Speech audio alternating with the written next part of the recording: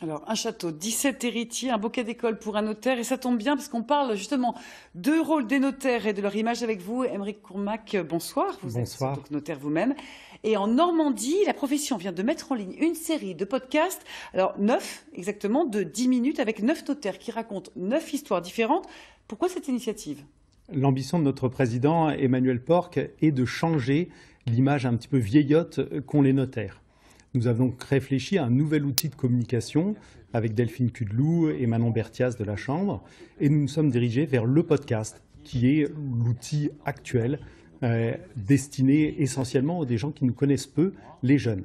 Alors, chaque histoire a sa morale sur la succession, le mariage par exemple. Pour bien comprendre, on va écouter un extrait. Il vient accompagné de ses deux beaux enfants, donc les enfants de son épouse, Lucie et Thomas. Il est très attachant. Je suis surprise d'apprendre son âge. Il a 70 ans. Le contexte est difficile. Son épouse est en soins palliatifs et Lucien vient me voir parce qu'il considère ses beaux-enfants comme ses propres enfants. Et ce Lucien est décédé avant d'avoir fait un acte chez le notaire. Alors, quelles conséquences justement dans ce cas concret ?